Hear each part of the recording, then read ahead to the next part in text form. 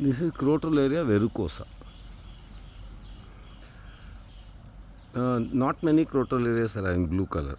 Among what I have seen, one is this one.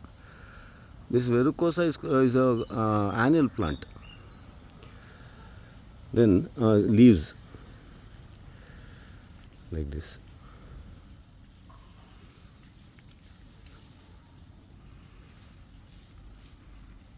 And it's a bit succulent and all, this one.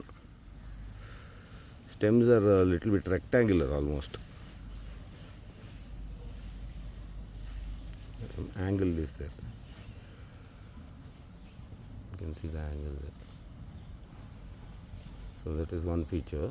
And then succulent. Then leaves also look juicy. Though I don't know whether cows eat it or not, this one. Flowers are very showy.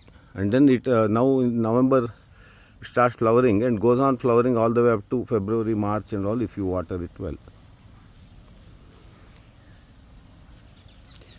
The other blue colored one is this Crotolaria hyenia. So this is how it looks. It's a very attractive plant and it's growing quite nicely, almost like a weed now in our garden. It has settled and it's quite hardy native Crotolaria. In Western Ghats foothills, Karavali and all, it is found in the roadsides and all, you can see it.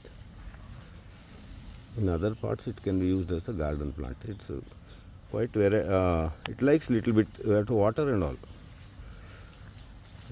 And take little bit care so that it is flowering well. Otherwise it can be grown. This one is growing on the ground itself from last year's seeds. So if you get a couple of plants, then they start propagating on their own if they are not weeded out. Mainly in these biodiversity gardens, the weeding is the issue. Untrained people cannot be allowed to weed because the saplings would have seeds would have spread and fallen and grown here. Then seeds. These are typical Crotolaria seeds. So from this is a giveaway, these seeds. All of them have this fat seeds, and this one propagates quite nicely from seeds also. So that is a Crotolaria seed. The whole plant, this one will grow up to about 3-4 feet and all, slowly. And then it's a beautiful Crotolaria. It's worth good for butterflies particularly. Butterfly garden, many of them are having this all these Crotolaria as host for breeding. So this is the beautiful Crotolaria verrucosa. The in situ of this and all you can see in my if you search carefully in my channel, somewhere it is there.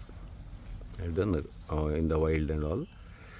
And I have not seen this in any forest or anything. It's actually little bit less disturbed places and all. It is occurring naturally, and I doubt if it is rare or anything.